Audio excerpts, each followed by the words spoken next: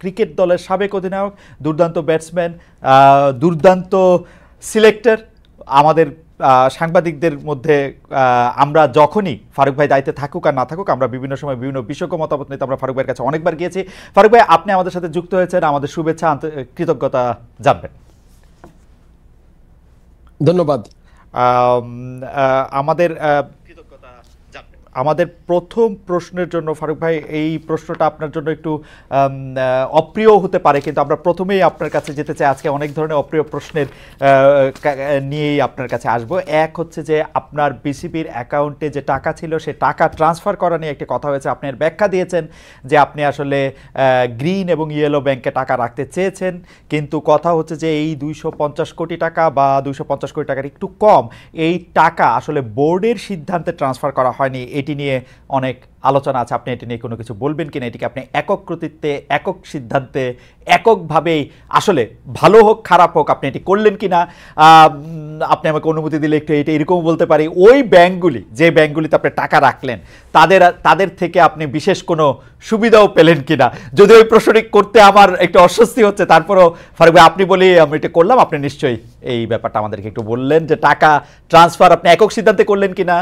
দুই হচ্ছে, এই টাকা ট্রান্সফার করে আপনি কোনো বিশেষ সুবিধা পেলেন কিনা ফারুক ভাই?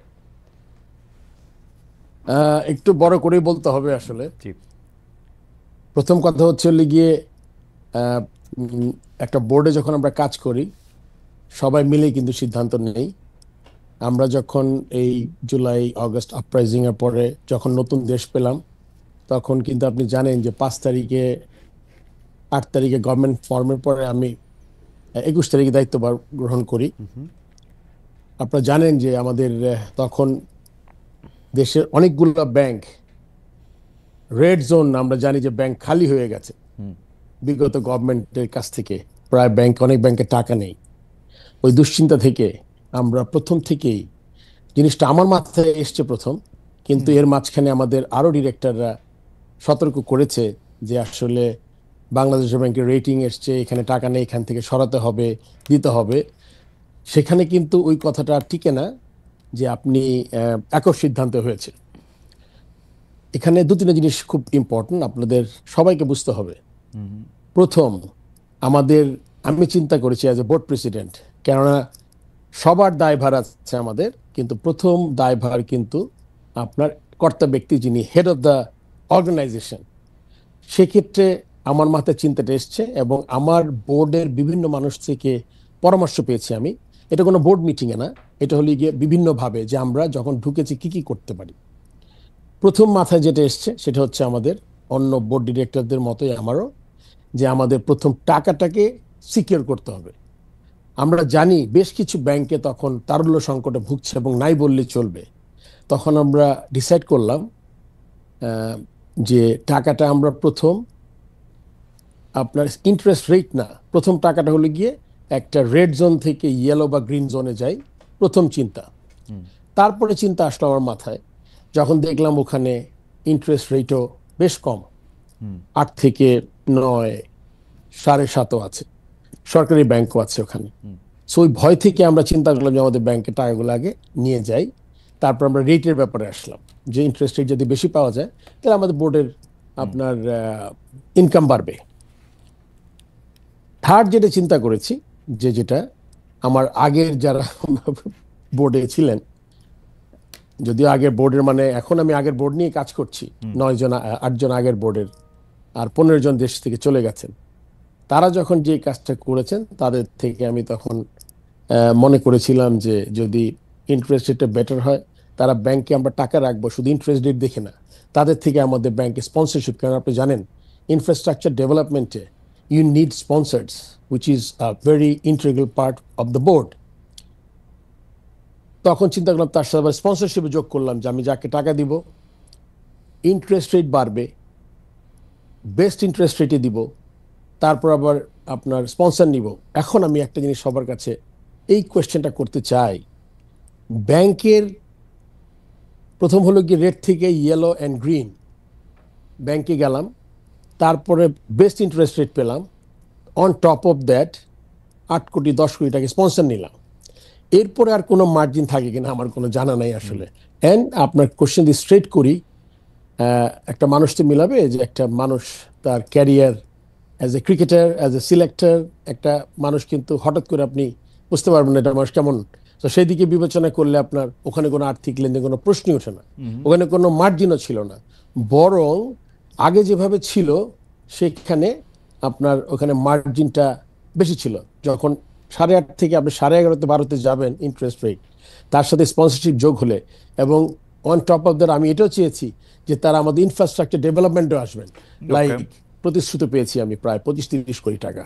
সো দিস ইজ এটা মানে in a nutshell that the reason.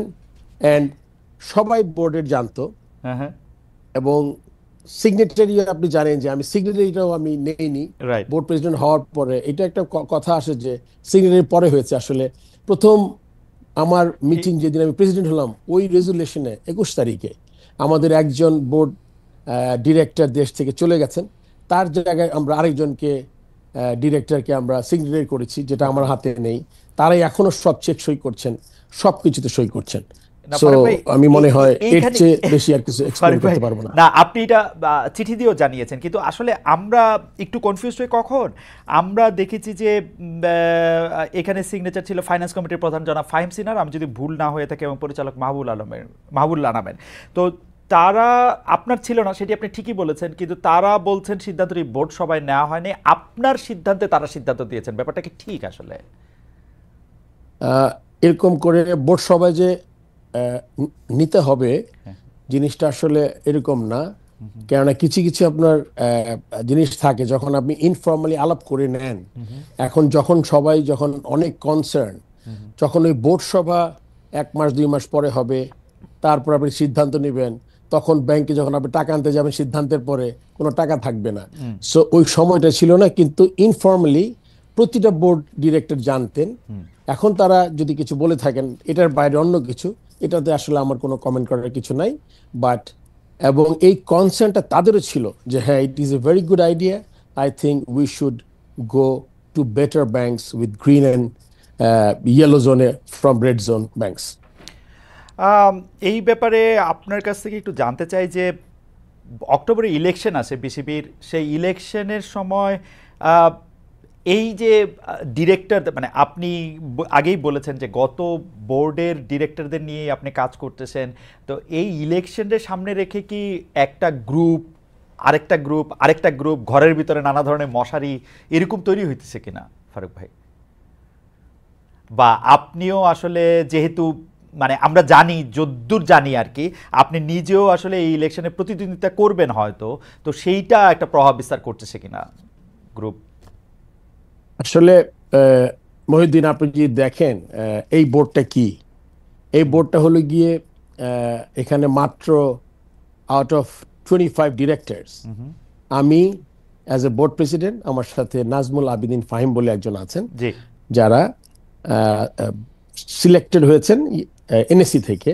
এছাড়া কিন্তু এটা কিন্তু আগের বোর্ডই। কিন্তু এখানে একটা জিনিস উল্লেখ করাটা খুব প্রয়োজন। আগের বোর্ড মিনিং যে বোর্ডটা 3 বছর আগে হয়েছে, সেই বোর্ডের সব সদস্য, সব এমপ্লয়ি, আমার 160-এর মতো এমপ্লয়ি আছে, 200 ওভারঅল, বোধ 200 কত এমপ্লয়ি আছে, এরা সব আগের বোর্ডের। নতুন আমি যখন ঢুকেছি,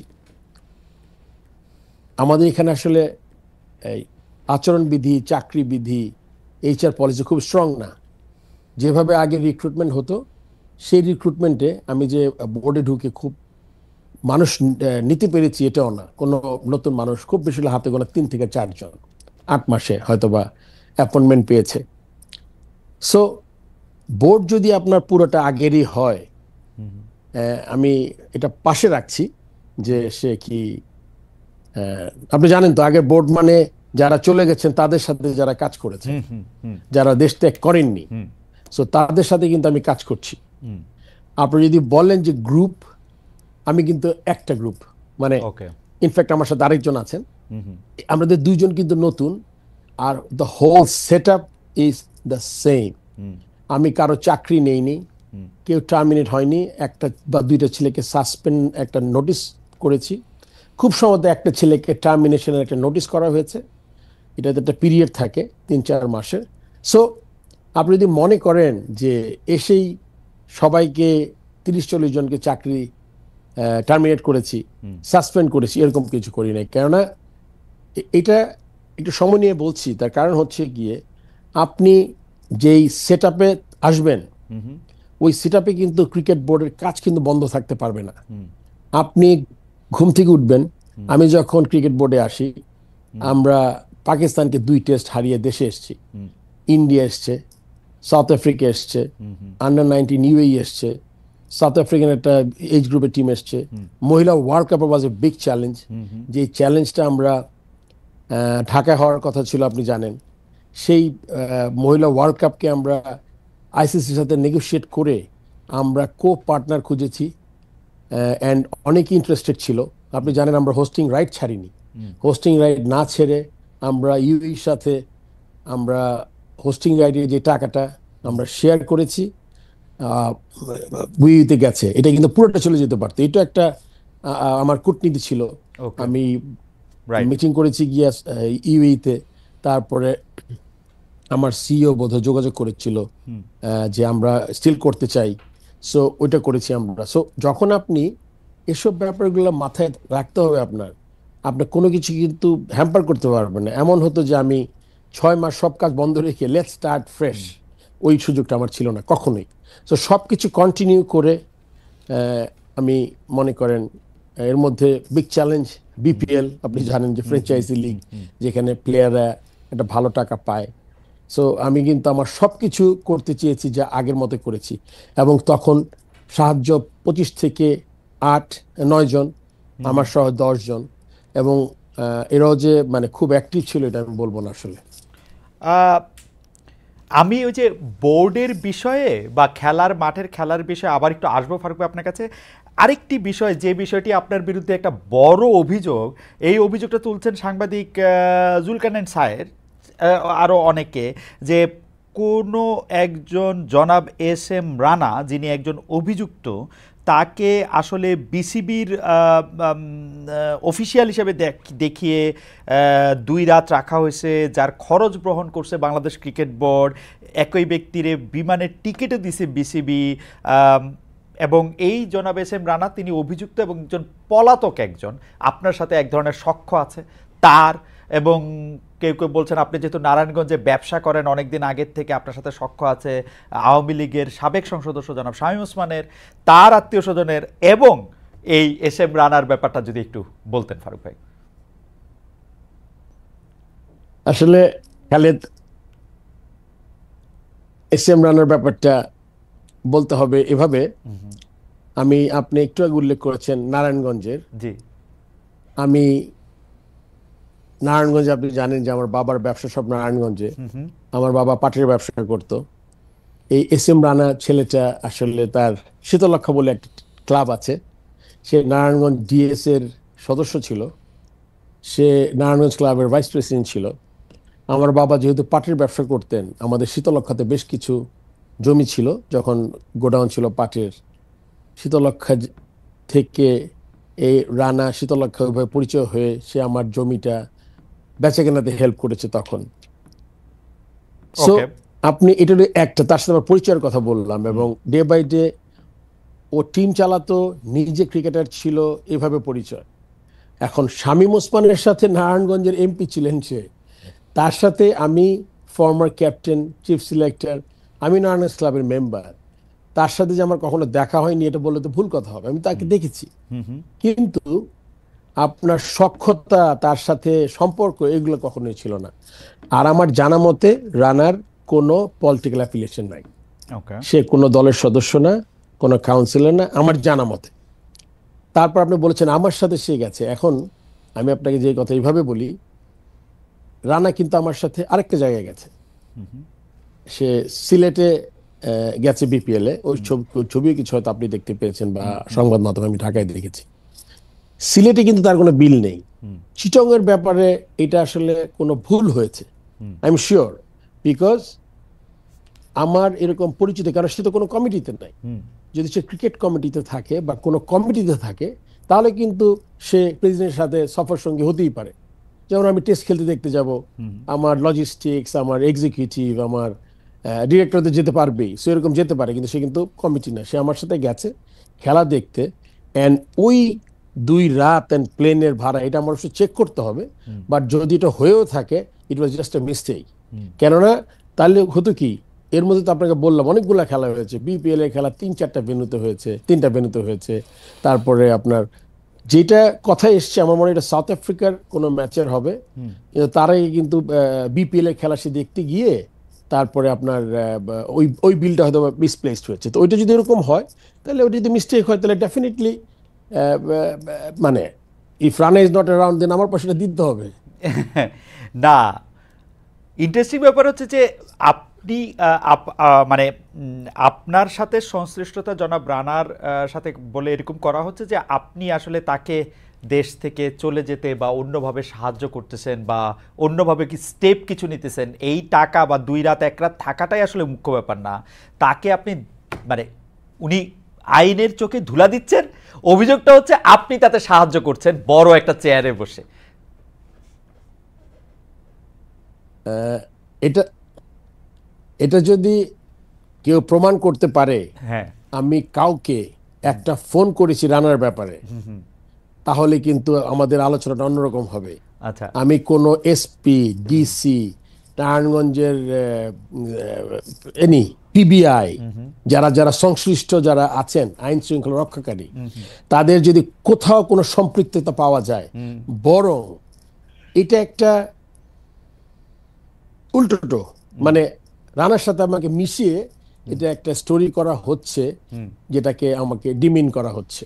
আচ্ছা, ব্যাপারটাকে বুঝাতে পেরেছি আমরা? আমার মনে হয় যে মোটামুটি এই ব্যাপারটা আমি বুঝতে পেরেছি, দর্শকরাও নিশ্চয়ই আপনার ভাষণটা শুনেছেন। আমি আবার একটু বোর্ডে ফিরে তো আসি। কেউ কেউ একটা কথা বলতেছে, নামটা আমি না বললাম, কিন্তু কথাটা হচ্ছে অনেকটা এরকম, আগে যেমন বোর্ড মানে ছিল হচ্ছে আবাহনীর একটু দাপট, চোখ রাঙানো, এখন দাপটটা হয়ে গেছে মোহামেডানের, এবং এই চোখ রাঙানোটা নানা জায়গায় মানে এটা সংক্রামিত হচ্ছে।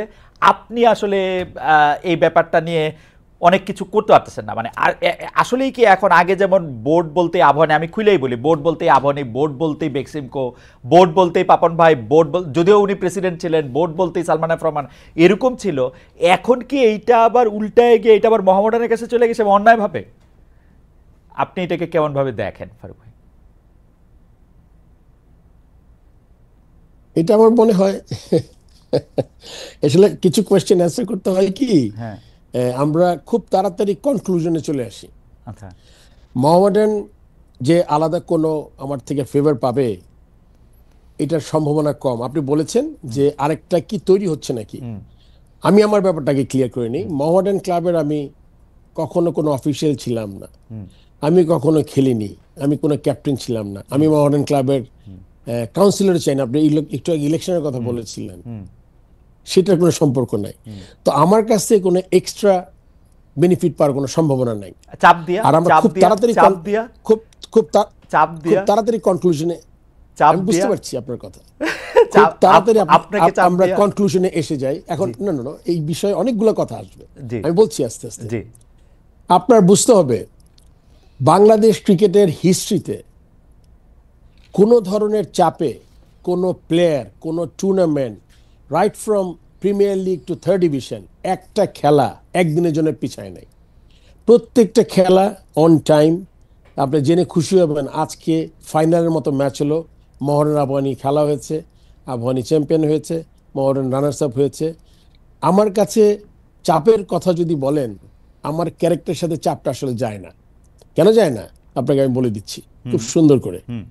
2016 সনে একটা পার্টিকুলার যখন আপনার চিন্তা করেছিল বোর্ড 2 টায়ার সিলেকশন প্যানেল, আমি বলেছিলাম এতে করে ইনস্টিটিউশন ধ্বংস হবে।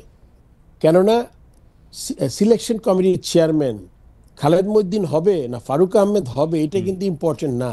ইম্পর্টেন্ট কি সিলেকশন কমিটির চেয়ারম্যান পদটা। আপনারা যখন 2 টায়ার করবেন তখন সিলেকশন কমিটিটা হয়ে যাবে হলো অ্যাকাউন্টেবিলিটি কমে যাবে। আপনি যখন টিম খারাপ খেলবে তখন আপনি খুঁজে পাবেন না কে দায়ী, ভালো খেলবে, যারা বস তারা সামনে এসে দাঁড়াবে। সো চাপের কথা আমার কাছে হবে না, বিকজ ক্রিকেট বোর্ডে বিরাট সম্মানের জায়গা, আল্লাহ আমাকে একটা তো ভালো জায়গায় বসিয়েছেন যাতে আমি দেশের জন্য কিছু কাজ করতে পারি, যেটা আমি সবসময় চাই। এছাড়া আমার কোনো ব্যক্তিগত এজেন্ডা নাই ক্রিকেট বোর্ডে। অনেকের অনেক ধরনের এজেন্ডা থাকে। ছোটবেলা থেকে ন্যাশনাল টিমে খেলেছি, খুব তাড়াতাড়ি ক্যাপ্টেন হয়েছি, press was with me, camera was with me all along. ভালো খেলি খারাপ খেলি লাইমলাইটে ছিলাম।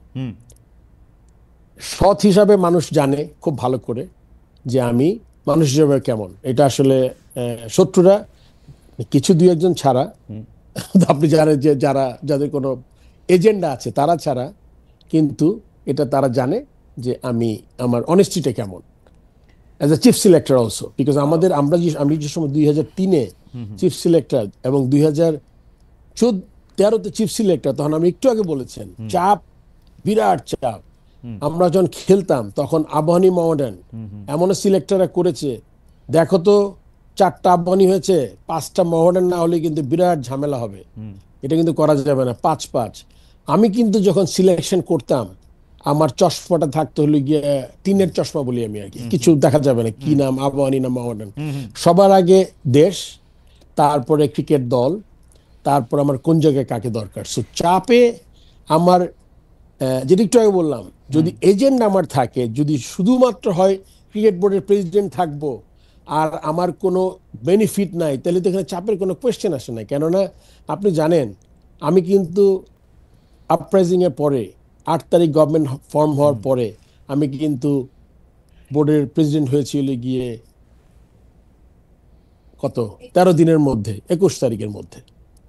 সো এমন না যে খুব এইম ছিল যে আমি বোর্ডের প্রেসিডেন্ট হব একদিন। আমাকে খুঁজে বের করা হয়েছে যে কে এই কাজটা করতে পারে। ফারুক ভাই আমি একটু বলি, আপনার এই অবস্থান, এই দৃঢ় অবস্থান আমরা সবসময় দেখে আসছি। আপনি যখন ক্রিকেট টিমের ক্যাপ্টেন তখন থেকে শুরু করে আপনি যখন সিলেক্টর, আপনি 2003-এ 13-তে আপনি এমন অনেক প্লেয়ার নিয়েছেন যেই প্লেয়ার নেয়ার জন্য আপনাকে আসলে অনেক জায়গায় অনেক কথা শুনতে হয়েছে, বোর্ড আপনার পক্ষে বিপক্ষে দাঁড়িয়েছে। ক্লাবের কথা তো বাদই দিলাম, আপনি আসার পরে মোহামেডান আবাহনীর কে এইটা আমরা ভুলেই গেছিলাম, কারণ আপনি আসলে সেকেন্ড ডিভিশনের প্লেয়ারও নিছেন জাতীয় দলে, মানে সেকেন্ড ডিভিশন বলে তো কিছু নাই, মানে দ্বিতীয় স্তরে।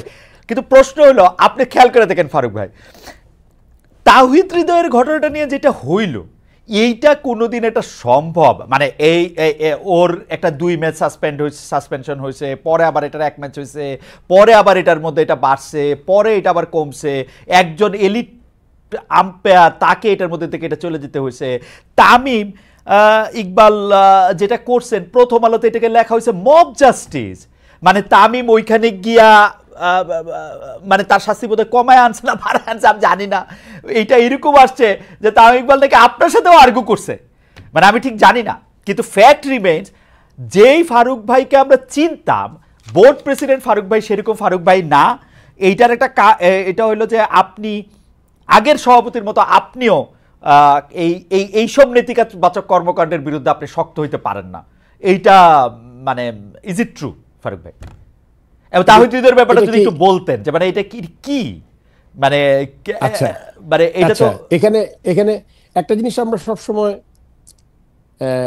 মানে আমাদের অ্যাডভান্টেজে আমরা জিনিসগুলো কাজে লাগাই। কিরকম? আপনি যখন বলেন যে একক সিদ্ধান্তে টাকা সরিয়েছি, এটা একরকম হয়ে গেল।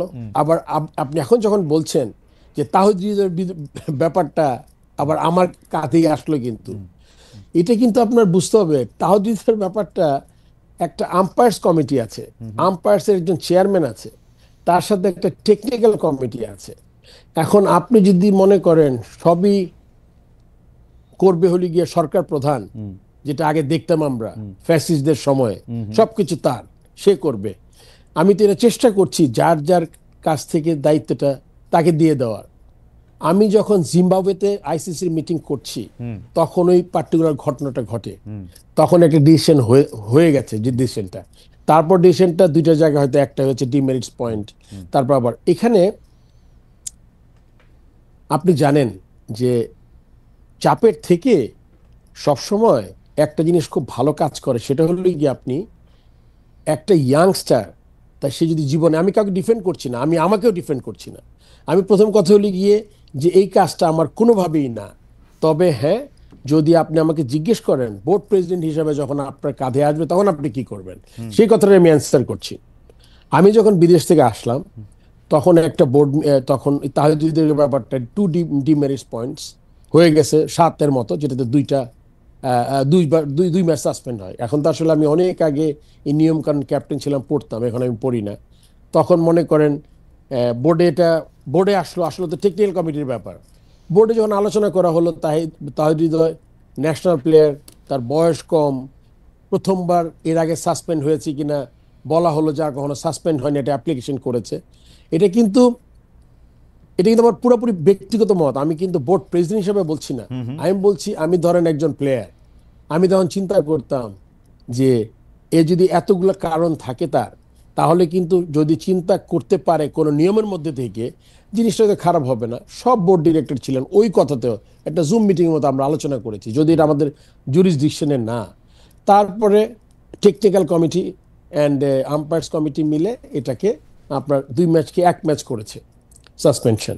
সো এইটার আপনি যদি আমাকে বলেন যে আপনি former player, former captain, former হিসাবে বলেন যে এটা কি জিনিসটা ঠিক কিনা, আমি বলবো আপনার মার্সি কিন্তু এটা নিয়মের একদম বাইরে না। আপনি বাদ দেন ও আবাহনী প্লেয়ার, মোহামেডানের প্লেয়ার, এরকম না।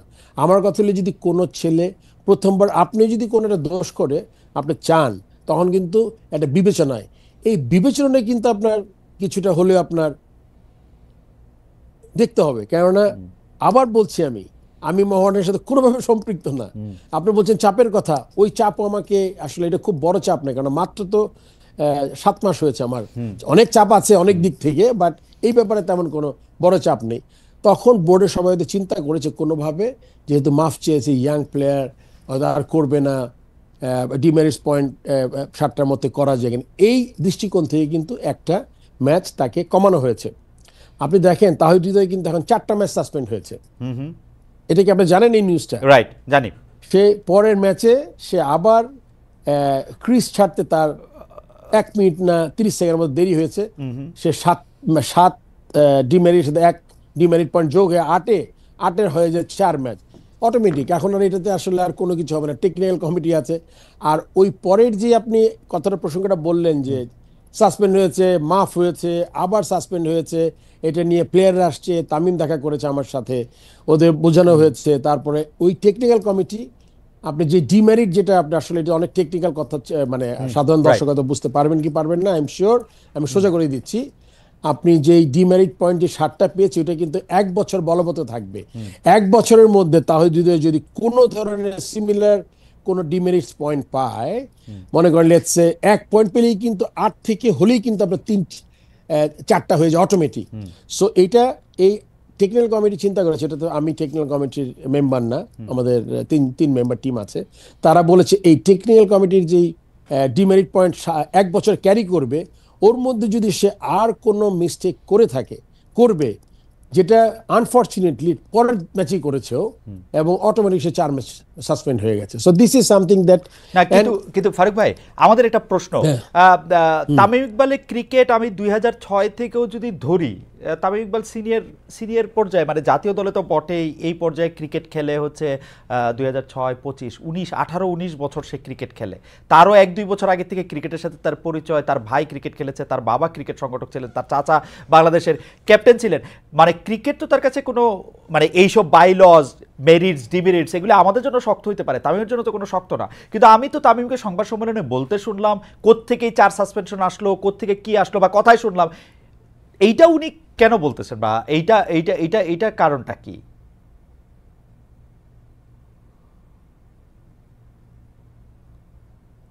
এটার কারণটা আসলে আমার কাছে, আমি আসলে এটা অ্যান্সার করতে পারবো না। এটার অ্যান্সার তারই করতে হবে, আম্পায়ার্স কমিটি অ্যান্ড টেকনিক্যাল কমিটির সাথে বলতে হবে। আর যদি আমার করতে হয়, আমি যেটা আগে খুব মনোযোগ দিয়ে করতাম, আমার আবার সেই আইসিসির লবুকটা হাতে নিতে হবে, ভালো করে পড়বো, সুন্দর করে বুঝিয়ে দেব এই 4 ম্যাচ কেমনে হলো, কেন হলো না হলো, এটা শুধুমাত্র আপনার তামিম যে কমেন্টটা করেছে তারই বলতে হবে আর কি, এটাতে আসলে আমি তেমন কিছু না, বলতে পারছি না এই আমার কাছে মুহূর্তে। এটা মনে হয়, এবং তাওহিদ হৃদয় আমাদের একজন গুরুত্বপূর্ণ নবীন তরুণ খেলোয়াড়। তার জাতীয় দলে ক্রিকেট খেলা মাত্র 2 বছর হয়েছে, আরও অনেক বছর বাকি রয়েছে। আমরা নিশ্চয়ই তাওহিদ হৃদয়, যদি আজকে আপনি এসেছেন বলে যদি এই অনুষ্ঠান দেখে থাকেন বা দেখেন, কারো কাছে শুনেন, আমাদের আহ্বান থাকবে যে তিনি ক্রিকেট খেলোয়াড়ের মতোই আচরণ করবেন। 1 ম্যাচ, 2 ম্যাচ, 5 ম্যাচ, বছর সাসপেন্ড হওয়াটা বড় কথা না, একটা ক্রিকেটার হওয়াটা অনেক বেশি গুরুত্বপূর্ণ, যেটা আমরা বুঝি আর কি। আর আম্পায়ার্স কমিটি, টেকনিক্যাল কমিটি, তাদেরও আসলে দায়িত্বের ক্ষেত্রে আমি জানি না, যেহেতু তাদের দায়িত্ব আলাদা, তারা তাদের দায়িত্ব ঠিকমতো পালন করবেন বলেই আমাদের বিশ্বাস। আমরা পরবর্তী ধাপে যাচ্ছি ফারুক ভাই, কিন্তু আমরা দর্শকদের কাছে জানতে চেয়েছিলাম, সভাপতি হিসেবে ফারুক আহমেদ 8 মাস পাস করেছেন।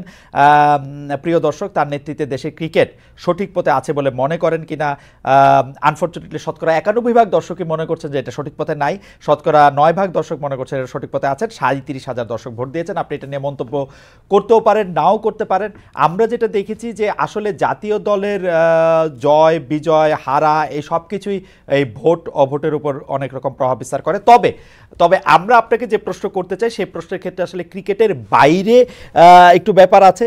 সেইটা হচ্ছে যে নারায়ণগঞ্জে জমি, এই আমরা আমরা আমরা দেখতে পাচ্ছি যে সাংবাদিকদের মধ্যে একটা গ্রুপ বা কয়েকজন এই দাবি করছেন যে আপনি আসলে নারায়ণগঞ্জে প্রচুর পরিমাণে জমি কিনছেন, জমি বিক্রি করছেন, এবং ওর অনেকটাই আসলে ঠিক সরল পথে হচ্ছে না। আপনি কি এটা নিয়ে কিছু বলবেন কিনা, এবং এইটা আপনার কাছে অনেকেই এই ব্যাপারটা নিয়ে সামনে আসছে? অবশ্যই বলবো, জি কেন আমি যখন বোর্ড প্রেসিডেন্ট ছিলাম না, তখন তো আমার একটা প্রফেশন ছিল। জি আমি যখন 2017-তে যখন আপনার সিলেকশন কমিটি থেকে 16-তে আমি যখন রিজাইন করি, তখন তো আমি চিন্তা করলাম যে আমি কি করব। মানে ম্যাক্সিমাম সময় পার করেছি ক্রিকেটে। অ্যান্ড আপনার তারপরে আমি আমার ফ্যামিলির একটা বিল্ডিং কনস্ট্রাকশন করি, তারপর থেকে আস্তে আস্তে কনস্ট্রাকশন ল্যান্ডে। আপনি দেখেন আসলে মিথ্যা, আমার I have all the respects for the media people.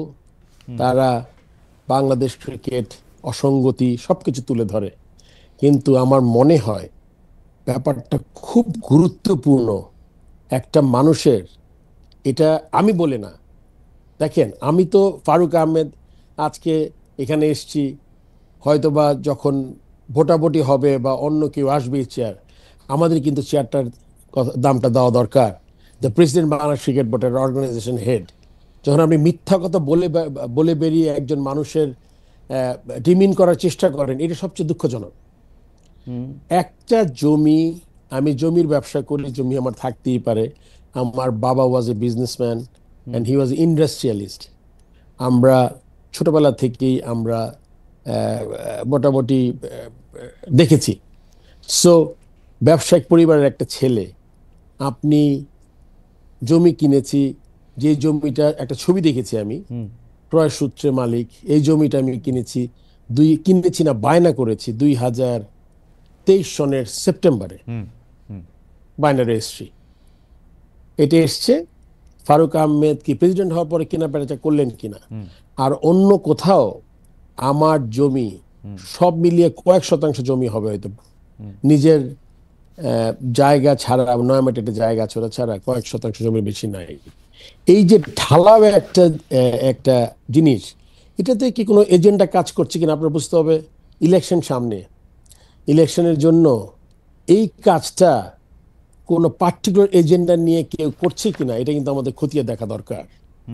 কেননা আপনি একটা সংবাদ যখন প্রচার করবেন, সংবাদটা প্রথমে আমার মনে হয় যে আপনি আমাকে এখন কোশ্চেন করছেন একটা ঘটনা ঘটার পরে, আপনি কিন্তু ছেড়ে দিচ্ছেন পত্রিকায় বা একটা নিউজ করে দিচ্ছেন যে এইটা এইরকম। আপনাকে আমি বললাম যে আপনি 2 বছর আগে এটা বায়না করেছি। আমার সাইনবোর্ড, আপনি জানেন সাইনবোর্ডটা টাঙানোটা খুব জরুরি বাংলাদেশে। আপনি দেখে থাকবেন আগে আমরা দেখতাম যে মানে আমি লিখতাম ফারুক আহমেদ ফরমার প্লেয়ার, এরকম কিছু। এখন জায়গা জমি তো মনে করেন আমাদের, আমরা সবাই তো বাংলাদেশে যারা থাকি তারা জানে যে এটা একটা খুব ইজি একটা কাজ না। সো সাইনবোর্ডটা থাকাটা জরুরি, খালি সময়টা আপনার দেখতে হবে, ফাইন্ড আউট করতে হবে।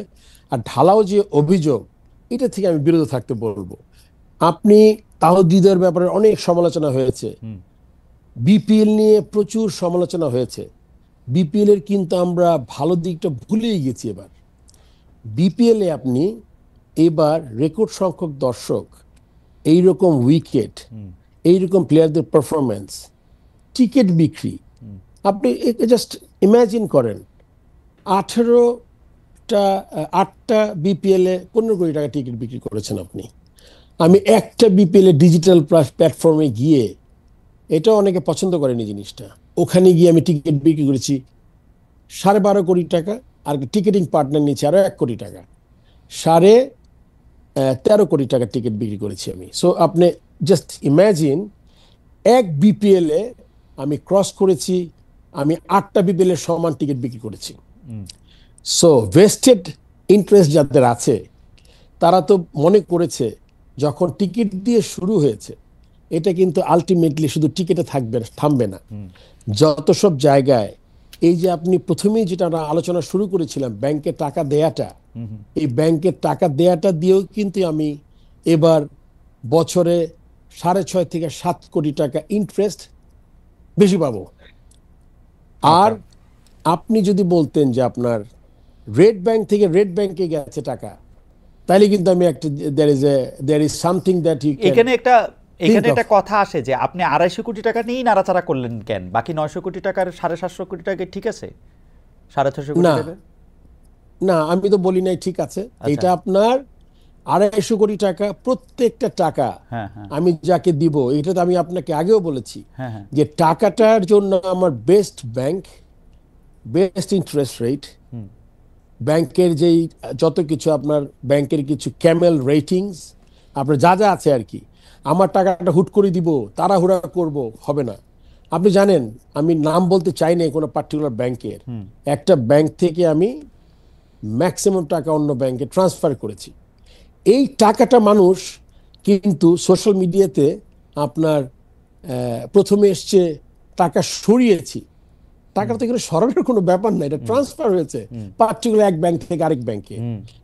আপনি আর যে বাকি টাকাগুলো আছে, এগুলো আমরা আস্তে আস্তে সরাবো। কারণ আপনাকে একটু আগে বলেছি আমি যে আমাদের এই 250-200 খবর আসলো, 118 কোটি টাকা সরিয়ে দিয়েছি। এখন যারা এই নিউজটা করেছেন, তারা বললেন 3টা ব্যাংকে সরিয়েছি। আপনি দেখেন 2টা নিউজের মধ্যে কতটা পার্থক্য, কতটা ইজি টু মিসলিড পিপল। তারপরে কিন্তু আমি যেহেতু আমার জিনিসটা আমার মধ্যে আছে, আমি জানি exactly what I am doing with my board, আমি প্রায় 238 কোটি টাকা ট্রান্সফার করেছি এক ব্যাংক থেকে এক ব্যাংক। এখানে জনতা ব্যাংক থেকে গেছে 100 কত কোটি টাকা। আপনি জানেন জনতা ব্যাংকের তারল্য সংকট আছে, এরকম অনেকগুলো ব্যাংকের তারল্য সংকট আছে। সো আমার ব্যক্তিগত অভিমত, ইলেকশন যারা ভেস্টেড ইন্টারেস্টেড যারা ছিল, প্রতি বছর তারা এই জিনিসগুলা আমার মনে খুব চিন্তা করা দরকার। এবং আমি আবার চেষ্টা করব, আরো যদি কোনো ব্যাংকের রেটিং তো আপনার মাঝে মাঝে ইমপ্রুভ করে আবার কমে যায়। এখন ওই রেজাল্ট আসলো কি, আমি 3টা ব্যাংক, আসলে তো 238 কোটি 13টা ব্যাংকে গেছে টাকাটা। এই 13টা ব্যাংকের মধ্যে prime bank, city bank, EBL, এগুলো আবার ইন্টারেস্টেড কম। আমার কাছে মনে হয় যে আপনি যেহেতু একটা জাতীয় ক্রিকেট দলকে আপনি লিড করেছেন, সেজন্য আপনার দল খুব গুরুত্বপূর্ণ। তো এই প্রসঙ্গে দৈনিক আমার দেশের ক্রীড়া সম্পাদক জনাব এম এম কায়সার একটা প্রশ্ন করেছেন যে ক্রিকেট একাদশে দল সাজাতে যেমন অধিনায়ক গুরুত্বপূর্ণ ভূমিকা সিদ্ধান্ত নিয়ে থাকেন, সেই সমীকরণে তার প্রশ্ন, আপনি সভাপতি হিসেবে বিসিবিতে যে দল নিয়ে খেলছেন সেটা আপনার পছন্দের দল কিনা, অথবা you are playing with a wrong team. যদি সেইটা হয়ে থাকে তাহলে 8 মাসে বিসিবিতে নিজের টিম বিল্ড আপ করতে পারলেন না কেন? এটা কিছুটা আপনি বলেছেন। আরেকটা যদি আপনি ছোট করে বলেন যে আপনার টিমটাকে আপনি রং টিম মনে করেন কিনা। এইটার সাথে আমি একটু জোড়া লাগাতে চাই যে আগামী অক্টোবরে, প্রশ্নটা আপনাকে করেছিলাম আমি, কার্যনির্বাহী পরিষদের যে নির্বাচন আছে সেই নির্বাচনে আপনি অংশগ্রহণ করবেন কিনা। প্রথম কোশ্চেন হলো গিয়ে আপনাদের বিরাট একটা কোয়েশ্চেন মার্ক, বা পুরো দেশের মানুষের একটা কোয়েশ্চেন ছিল, পাপন ভাই, আমাদের ফর্মার বোর্ড প্রেসিডেন্ট পাপন সাহেব, টিম সিলেকশন, টিম কম্বিনেশন, টিমের ব্যাটিং অর্ডার, সবই ঠিক করে দিতেন। এটা কিন্তু বিরাট কোয়েশ্চেন মার্ক ছিল। আমি আমার আপার কথা বলে প্রেসিডেন্সির এসে আমি প্রথম কাজ করেছি হলো গিয়ে যে আমি বলেছি যে পার্টিকুলার কাউকে যাকে দায়িত্ব দিব আমি যে সিলেকশন কমিটিকে তাকে কি স্বাধীনতা দিব, পূর্ণ স্বাধীনতা। সে যদি কাজে ভালো না হয়, তিনি যদি পারফর্ম না করে, তাহলে তাকে যাতে আমি পুরো অ্যাকাউন্টেবল করতে পারি এবং তার পারফরমেন্স পর্যালোচনা করতে পারি, তাহলে তাকে বদলে নতুন কাউকে দিব। এখন মাঝখানে যদি আমি আমার সেই যেটা আপনি বলছিলেন যে 2003 তামিম সাকিব, মুশফিক মাহমুদুল্লাহ, 2013-তে এই আপনার সাব্বির রহমান, সৌম্য সরকার, মুস্তাফিজ, ইলিয়াস সানি, আপনি তাইজুল, 8-9টা প্লেয়ার, এগুলো কিন্তু সব আমি সিলেকশন কমিটি যখন চেয়ারম্যান ছিলাম এরা কিন্তু চান্স পেয়েছে। তো এখন আমি কিন্তু বলেছি যে না, যারা কাজ করছে তারা তাদের এই মেধাটা আছে পুরো কাজে লাগাবে এবং তাদের কাজের মূল্যায়ন হবে। মূল্যায়ন হওয়ার পরে যদি আমরা মনে করি যে তারা ভালো না, তাহলে তাদের কাজ আমরা, কারণ this is a position you can always change rather than influence. আর আমরা কিছু পলিসি করে দেই যে পলিসির মধ্যে থেকে আপনি মনে করেন, আমি বলেছি বোর্ড পলিসিতেই থাকবে। পলিসিটা কীরকম? ফিটনেস টেস্ট থাকতে হবে ওখানে, ফিটনেসে না উতরাতে পারলে খেলাবো না, ইনজিওর্ড প্লেয়ারদের না নিলে ভালো হয়, এরকম একটা কিছু আমাদের পলিসি আছে, পলিসি দিয়ে থাকবো। পুরো দায়িত্বটা আমরা সিলেকশন কমিটিকে দিয়েছি। বাট যদি সবাই চায়, যেহেতু যেই কাজটা আমি সবচেয়ে ভালো পারি, তাহলে চিন্তা করবো আমি যে সিলেকশনে কোনো কিছু ইনফ্লুয়েন্স, সিলেকশনের কোনো কিছু হেল্প করা যায় কিনা, কিন্তু আমি এই মুহূর্তে ওখানে যেতে চাই না। ফারুক ভাই, দুইটা জিনিস, এইটা হইলো যে এটা অনেক কথা হয়েছে কিন্তু এটার আমরা কোনো ইয়া দেখতেছি না, সেটা হচ্ছে ফিক্সিং। আপনি জানেন যে বিপিএল একটা জিনিস আমার মনে হয় খালেদ, এই অক্টোবরের ইলেকশন, আপনি ইলেকশন করবেন কিনা, ইলেকশনে করবো কিনা, রাইট। আমার মনে হয় যেহেতু কোন একটা কোয়ার্টার দুর্নীতি যারা করেছে ক্রিকেট বোর্ডে, এন্ড যারা এখনো চেষ্টা করছে to demean me, so that তাদের জন্য সবচেয়ে ইজি কাজ কি, যে ফারুক ভাইয়ের জন্য 4টা কলাম লিখলে, 2টা মিথ্যা কথা বলে বদনাম দিলে, এ তো ওই ধরনের লোক রিজাইন করে চলে যাবে, কারণ তার কোনো আলাদা এজেন্ডা নাই, আনলেস দেশের ক্রিকেটের ইমপ্রুভ করা। সো তারা, এটা আমার মনে ইন্টেনশনালি একটা খেলা হচ্ছে এখানে। সো এবার আমি চিন্তা করেছি আমি চেষ্টা করব ইলেকশন করতে এবং দেশের ক্রিকেট ছেড়ে দিলে তার প্রবলেম সলভ হলো না। মনে করবো যে এটা খুব ইজি, তাদের জন্য যারা চাচ্ছে আমি ছেড়ে দেই। আমরা তো সাধারণত দেখছি যে ক্রিকেট বোর্ডের প্রেসিডেন্ট যারা ক্ষমতায় থাকে তাদের লোকই হয়। আপনি যেহেতু ইউনূস সাহেবের সময় এসছেন, বিএনপি আসলে কি আপনি থাকবেন, বা মানে ডিরেক্টর থেকে আপনাকে প্রেসিডেন্ট করা হবে? আপনার কি মনে হয়? মানে খালেদ, আমার মনে এই ব্যাপারটা আমাদের আরেকটা প্রোগ্রামে ইলেকশনের যে কমপ্লেক্স, যে ইলেকশনের যে কমপ্লেক্স হিসাবটা, এটা বুঝতে হলে খালেদ আমার মনে হয় এটা সময় লাগবে তোমার, আপনার। তো আমি চাই এটা ইলেকশনের যেটা যেরকম ভাবে হয়, ইলেকশনটা ওরকম ভাবেই হবে, ক্লাবস থাকবে। যদি মনে করেন, আমি আসলে মানে একটা কমেন্ট করি না, আমি সরি টু সি দ্যাট 91% দর্শক চিন্তা করে যে আমি খুব ভালো কাজ করছি না। আমার মনে হয় social media has a very important role. I am always, আমি দর্শকদের চিন্তা করি যে great force to improve any game. And Bangladesh ক্রিকেটের দর্শক দুনিয়ার যেই প্রান্তে যাক, আমরা যেই ক্রিকেট খেলি, they are probably the best কি বলবো spectators and great supporters of the country and nation. So this is one area, যে এরিয়াতে একটা ক্রিকেটকে এগিয়ে নিয়ে যাওয়া যেতে পারে। আপনি যদি আমাকে এখন ক্রিকেট নিয়ে কিছু কোয়েশ্চেন করেন পার্টিকুলার, আমি কিন্তু বলতে পারবো যে পরিকল্পনাটা কি, কেমনে আমরা ভালো করতে পারি। অ্যাবসলিউটলি। আমি ফিক্সিং নিয়ে একটু জানতে চাইছিলাম যে ফিক্সিং নিয়ে একটা কথা হইতে থাকে, বিপিএল এর ফিক্সিং নিয়ে অনেক কথা হয়েছে, বাংলাদেশের খেলা একটা টেলিভিশনে দেখানো হইতেছে, তারপরে সেইখান থেকে আসলে কি বলে জানি জুয়ারিরা বেটিং করতেছে এটার উপর, এবং এর উপরে ফিক্সিং হচ্ছে। এইবার আমরা এবার এই ক্লাব ফুটবলেও আমরা একই জিনিস আমরা দেখলাম, গুলশান আর শাইনপুকুরের খেলা সম্ভবত একই জিনিস দেখলাম কিনা এটা বলা আগেই ঠিক না, কিন্তু চোখে দেখে যা মনে হয় আর কি, তা মনে হইলো। এই ব্যাপারগুলি নিয়ে আসলে বোর্ডের ভাবনা কি ফিক্সিং নিয়ে? এটাও একটা লম্বা প্রসঙ্গ, আমি শুরু করতে চাই। এবার কিন্তু আপনি জানেন যে প্রথমবারের মতো বিপিএল তো টেলিকাস্ট হয় আমাদের ফ্র্যাঞ্চাইজি টুর্নামেন্ট। এবার ঢাকা প্রিমিয়ার লিগও আপনার টেলিকাস্ট হয়েছে এবং আমরা সবাই নিজের চোখে দেখেছি অনেকগুলা সুবিধা টেলিকাস্টে। প্রথম সুবিধা, আম্পায়ারিংটা কেমন হচ্ছে, অ্যাসেসমেন্টটা বেটার হয়। কেন আপনি জানেন ঢাকাতেই শুধু মিরপুর স্টেডিয়ামে খেলা হয় না, আমরা 3-4টা ভেন্যুতে একসাথে খেলি। বিকেএসপিতে 2টা মাঠ, ঢাকা স্টেডিয়াম, তারপর আপনার পিকেএসএফ একটা জায়গা আছে। সো সব জায়গায় যে টিভির জায়গাটা, তাতে করে আপনি অ্যাটলিস্ট বুঝতে পারেন যে কি হয়। এখন তো আমি খুব খুশি, আমি বলবো না খুব খুশি, অ্যাটলিস্ট আমরা জানি এখন কতগুলো পার্সেন্টেজ ম্যাচ আপনার ফিক্সিং বলবো না, সন্দেহের তালিকায়। কারণ ফিক্সিং শব্দটা খুব একটা কঠিন ব্যাপার, কারণ আপনার এটা করার জন্য একটা বিসিবির একটা আলাদা অ্যান্টি করাপশন ইউনিট একজন অফিসার আছেন, উনি ইনভেস্টিগেশন করেন। আপনি জানেন যে আমরা বিপিএল এ যে কথাগুলো উঠেছে, ওটার উপর ভিত্তি করে আমরা একটা ইন্ডিপেন্ডেন্ট কমিটি করে দিয়েছি, যারা হেডেড বাই ফর্মার জাজ, উনি হাইকোর্টের, ওনার আর প্লাস দুইজন, একজন শাকিল কাশেম শ্রদ্ধেয়, উনি ক্রিকেট খেলতেন, আরেকজন শেলি বলে আরেকজন লয়ার, খুবই তারা এখনো কাজ করছেন, তারা প্রচুর ইন্টারভিউ করেছেন।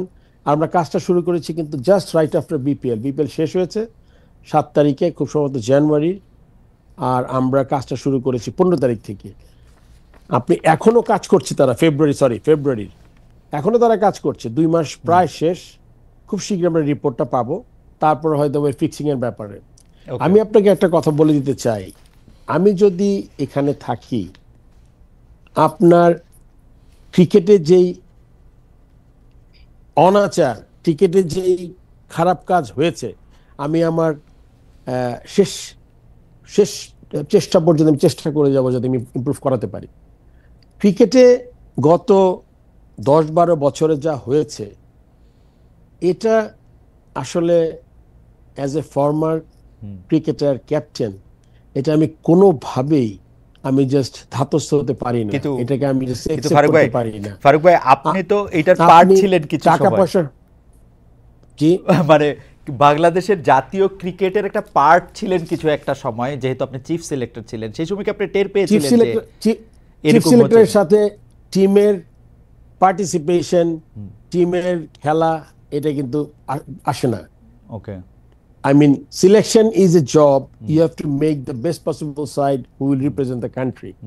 And আপনার লিগে যেসব কাজ হতো, এটা তো আপনার, যদি আমি আপনাকে একটু এলাবোরেট করি, আপনি একটু বুঝুক, আমার মনে দর্শকরা জানুক ব্যাপারটা। আমরা একটা 3rd ডিভিশন কোয়ালিফাইং বলে একটা টুর্নামেন্ট হতো, 2013-14 বন্ধ হয়েছে,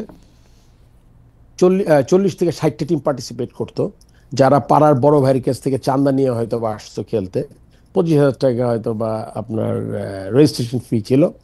এটাকে জাস্ট ভোটের রাজনীতির জন্য আপনার 2014 থেকে 2024 10 বছরে আপনি 2টা করে টিম 5 লক্ষ টাকা করে, নিয়মের তোয়াক্কা না করে 2টা করে টিম প্রতি বছর উঠতো। এখন এই 2টা করে টিম উঠতো, তার মানে কি আপনার অন্য কোনো পার্টিসিপেশন এখানে 5 লাখ টাকা করে আপনার নিতে হতো। খালি জাস্ট ইমাজিন খালেদ, প্রত্যেক টিমে যদি আমি 60টা, যেমন এবার পার্টিসিপেট করেছে, আমরা এসে আবার শুরু করেছি, 60টা টিম পার্টিসিপেট করেছে। আপনি যদি 15টা ছেলে ধরে এক টিমে, 900 ছেলে ইন্টু 10 ইয়ার্স, 9,000 ছেলে, এই ছেলেগুলোর বয়স হয়ে গেছে 26-27 বছর। আপনি জানেন একটা দেশের জেনারেশন শেষ হয়ে গেছে। এই 4th ডিভিশন থেকে এই ছেলেগুলা, যদি আপনার এই 9,000 ছেলে থেকে অ্যাটলিস্ট 100 ছেলে প্রিমিয়ার লিগ খেলতো, ওর 50টা ছেলে প্রিমিয়ার লিগ খেলতো, এই 50টা ছেলে খেলে নাই, এর থেকে 2-4টা ছেলে আসতো লিগে, বিকজ এটা সব র ট্যালেন্ট ছিল। কিন্তু আমাদের কিন্তু আর কিছু নাই, এজ গ্রুপ চালা, ইট ওয়াজ দ্য প্ল্যাটফর্ম যেখানে আপনি দিতেন। এখন আপনি দেখেন এই টিমগুলা 2টা করে এসে, এটা কিন্তু ভোট 3rd ডিভিশনে আসতো, 3rd ডিভিশন থেকে এদের শুধু এখানেই কিন্তু সীমাবদ্ধ ছিল না, এরা 3rd ডিভিশন দ্বারা 2nd ডিভিশন যায়, এটা ম্যানিপুলেশন, আম্পায়ারিং ম্যানিপুলেশন দিয়ে 2nd ডিভিশন 1st ডিভিশনে যায়, তারপরে প্রিমিয়ার লিগেও গেছে। এখনকার এই 4th ডিভিশন কোয়ালিফাইং এর যে 2টা করে টিম ম্যানিপুলেশন করে উঠানো হতো, এরা এখন প্রিমিয়ার লিগে আছে। সো ব্যাপ্তি and the depth of the corruption যেটা আছে, আর আরেকটা জিনিস মনে রাখতে হবে, এই জন্য কিন্তু কিছু টিমকে প্রতিবার অবনমিত হতো, 2টা করে তো টিম উঠে না, আমরা 2টা করে টিম নামতে হবে। এই 2টা করে টিম কিন্তু এর মধ্যে young Pegasus, ইগলেটস club, gymkhana club, দেয়ার আর ক্লাবস, ঐতিহ্যবাহী 20 বছরের 25 বছরের ক্লাব কিন্তু তাদের হয়তো বা ওই ওই স্রোতে গা ভাসাতে পারেনি, ওখান থেকে কিন্তু নিশ্চিহ্ন হয়ে গেছে। সো অ্যাকচুয়ালি ফাইন্যান্সিয়াল প্রবলেম, একটা ফাইন্যান্সিয়ালি আপনি একটা দেশ থেকে আপনি অনেকগুলো টাকা নষ্ট হয়েছে, ডেফিনেটলি এটা দিয়ে আমরা অনেক ডেভেলপমেন্ট করতে পারতাম, কিন্তু you see the generation already আপনার শেষ হয়ে গেছে। Generation 9,000 cricketer, they are not anymore cricketer. And এই করাপশনগুলো কিন্তু, যে ম্যাচটার কথা আপনি বললেন, এখনো ম্যাচ ফিক্সিং হয় বা সন্দেহ করতে পারি আমরা, যেটাকে আমরা প্রুফ করার জন্য আবার আলাদা টুলস লাগে। সো আপনি এইটা কিন্তু আমাকে অ্যাজ এ প্রেসিডেন্ট, আমি জাস্ট এটা কোনোভাবেই আসলে আমি মানতে পারি না বা মানতে চাই না।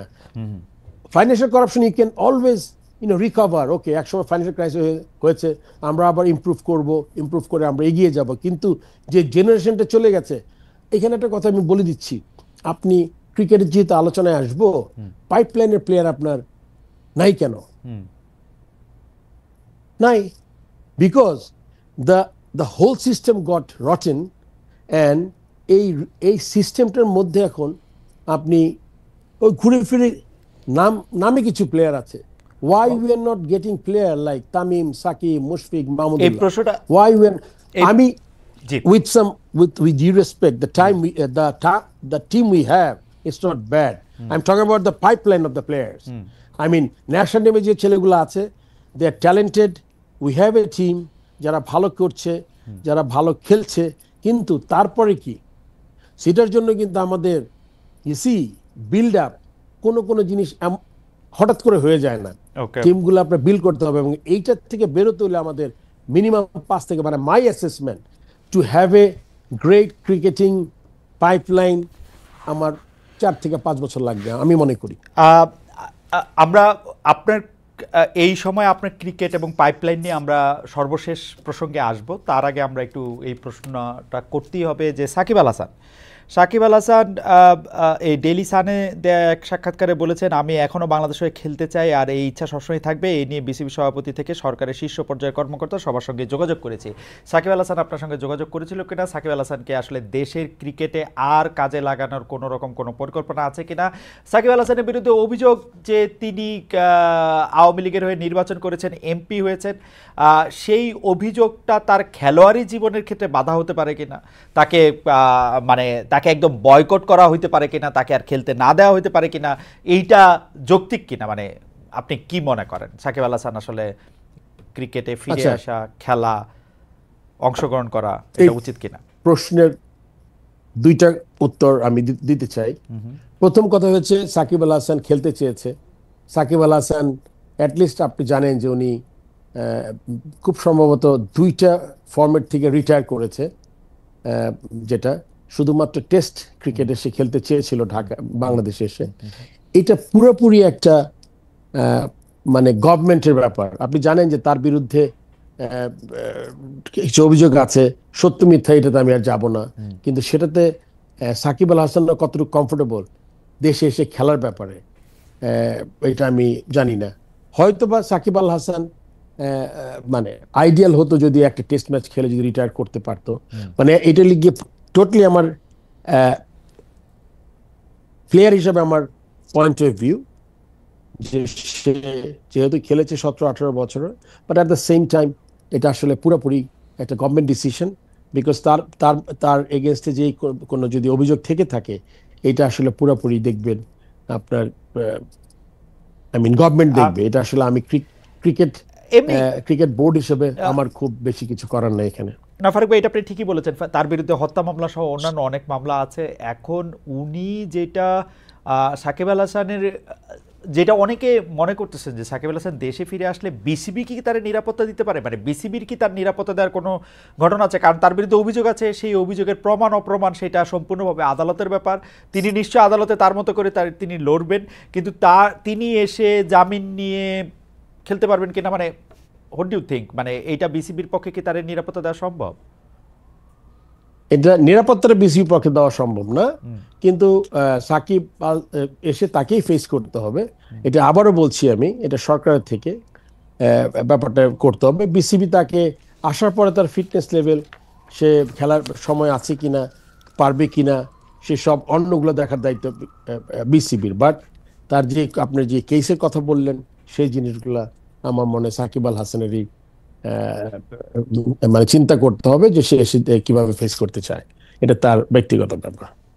ফারুক ভাই, একটু খেলোয়াড়দের প্রসঙ্গে আসি। আমরা কিন্তু এই মিলিনিয়াম মানে 2000 সালের পর থেকে প্রথম 10 বছর আপনি 3 একবার চিফ সিলেক্টর ছিলেন, 13তে এসে আবার চিফ সিলেক্টর হয়েছেন, আপনি খুব ভালো করে জানেন যে আমরা কিন্তু খেলোয়াড়দের একটা বুম দেখেছিলাম, অনেক প্রতিভাবান খেলোয়াড়দের, বিশেষ করে যাদের আমরা পঞ্চপাট্টা বলতেছি, অর্থাৎ মাশরাফি, সাকিব, তামিম, মুশফিক এবং মাহমুদুল্লাহ রিয়াদ ছাড়াও আরও অনেকেই সে সময় এসেছেন। মুস্তাফিজের কথা আমরা বলতে পারি, পরে আরও সৌম্য এসেছেন, আমাদের আমাদের আমাদের আমাদের এখন তাসকিন আছেন, তারা তারা তারা সবাই কিন্তু এই সময়ের মধ্যে এসছেন।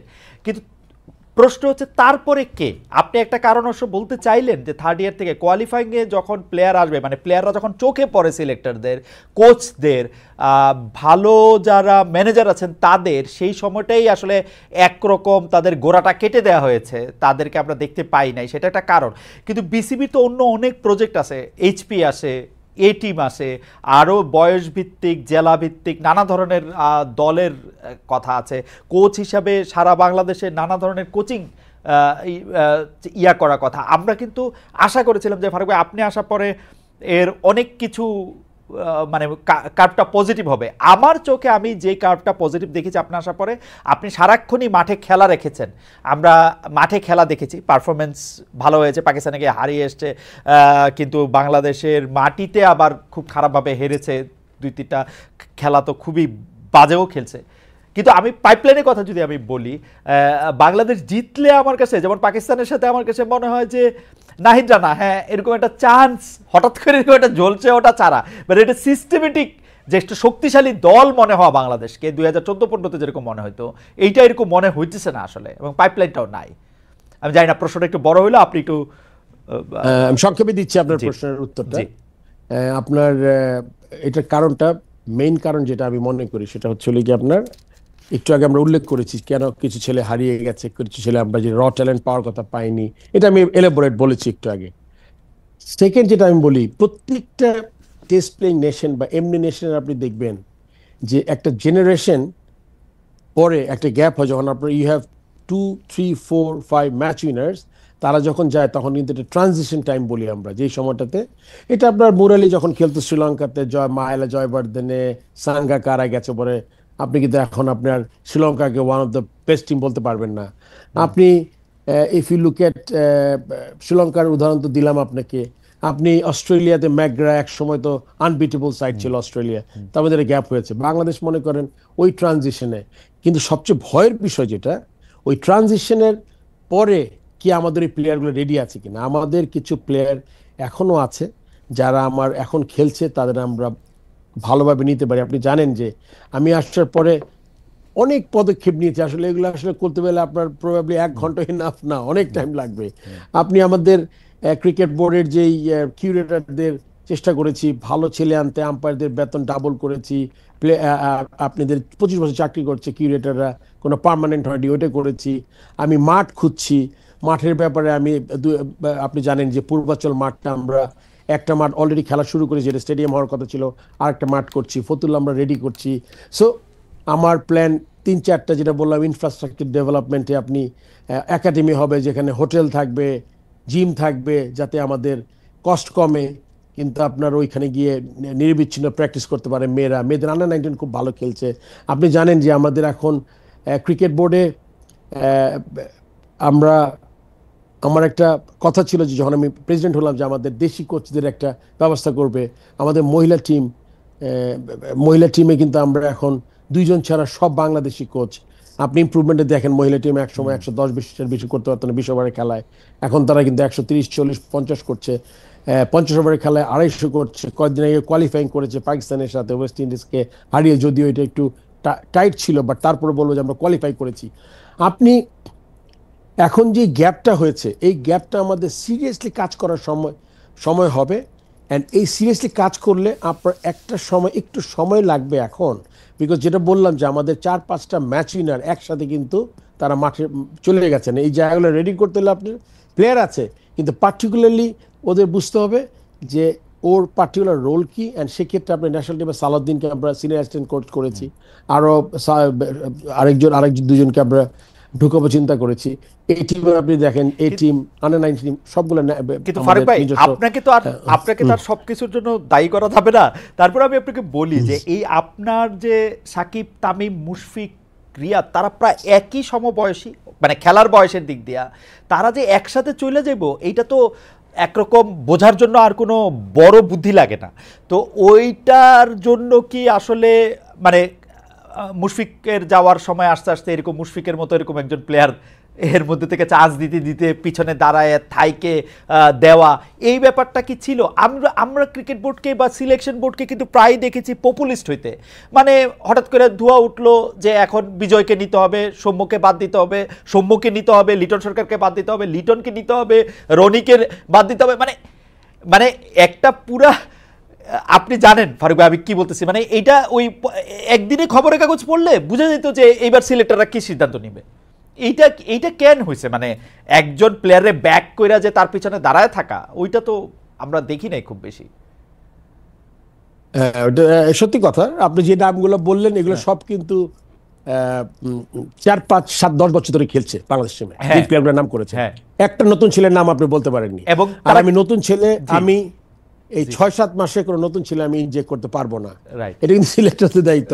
হ্যাঁ, আমি প্রসেসটা সিস্টেমটা রেডি করে দিতে পারি। আমি এইচপির যে আমাদের চেয়ারম্যান আছেন ওনাকে আমি পুশ করতে পারি, let's start.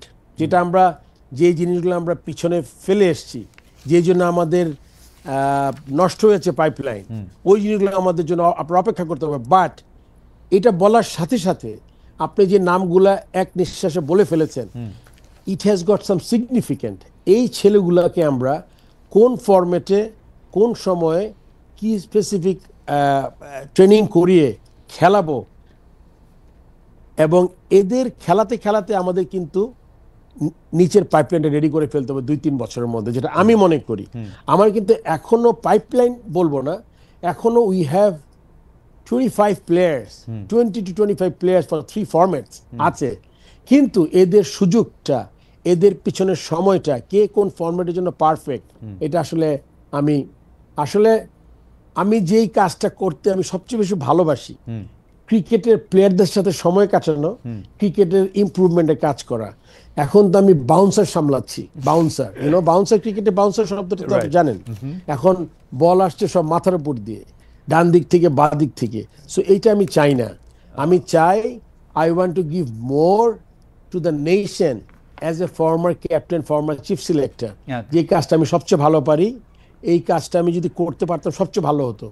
I have become administrator, probably we have a very little hand. I have 9, with due respect, we have 9, 8 directors, but enough না আমার মনে কাজ করার জন্য। আমাদের জন্য এখন আমি মনে হয় আপনার সময় শেষের দিকে, আমার মনে হয় আমাদের সময় এসছে। এই সময় আমরা সবাই মিলে যেই আছে, আমার মনে ডিফারেন্সেস থাকবে।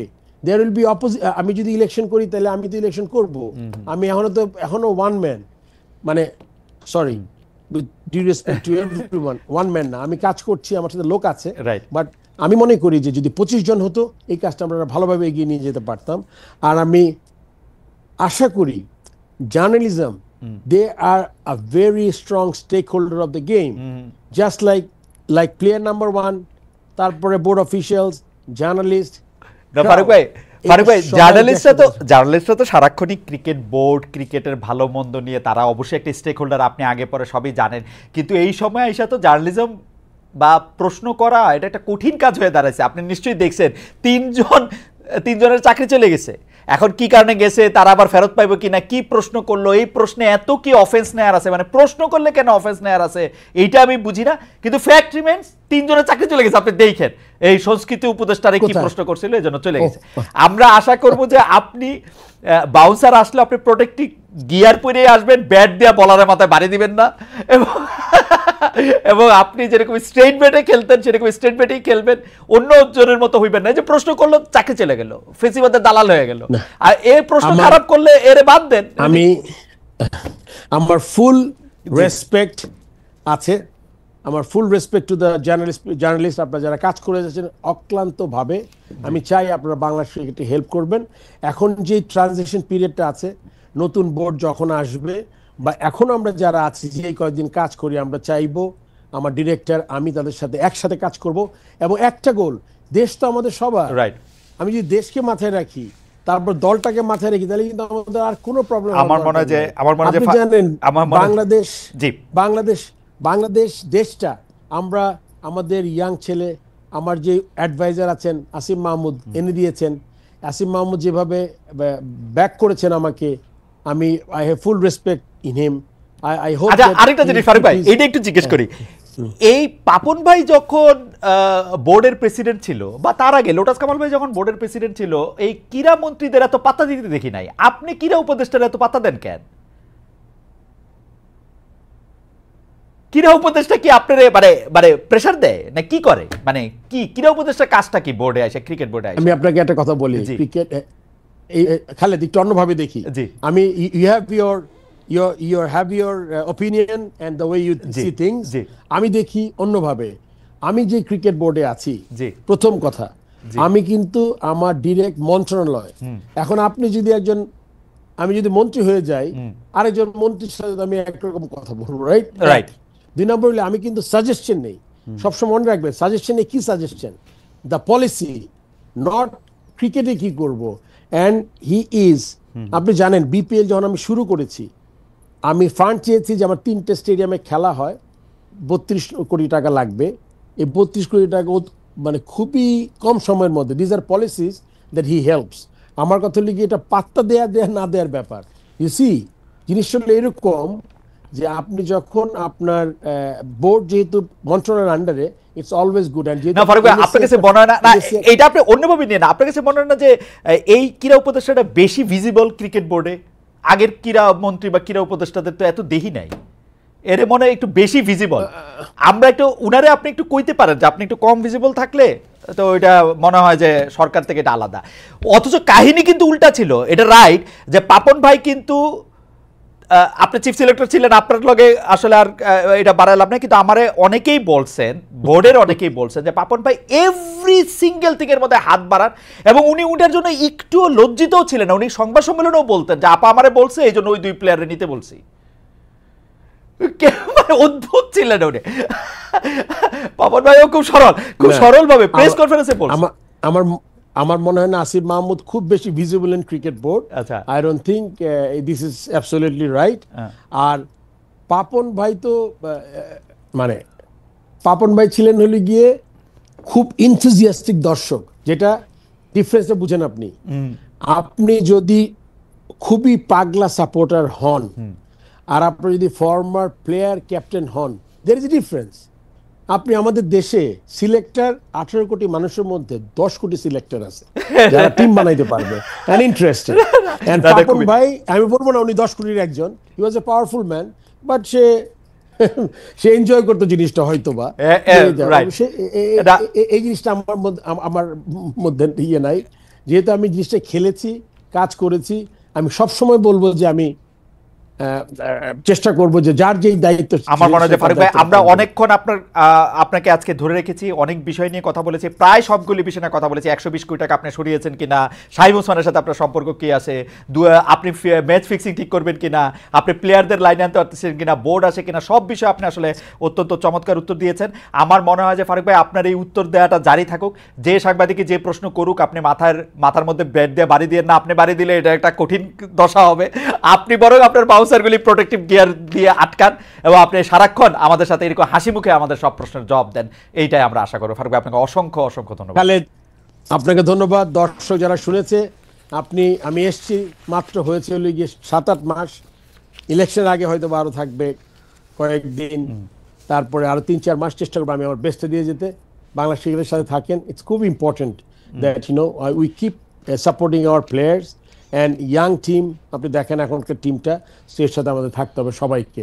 জি। দর্শকদেরও বলছি নো অফেন্স, ক্রীড়া সাংবাদিকদের বলছি ধন্যবাদ আপনাদের, বাট যে কোনো নিউজ করার আগে আপনারা একটু যাচাই বাছাই করে নিন। ফারুক ভাই আপনাকে অনেক ধন্যবাদ। 70 মিনিট একদম কথা কথা চলে গেল। Thank you so much. দর্শক, আমরা অন্য অতিথির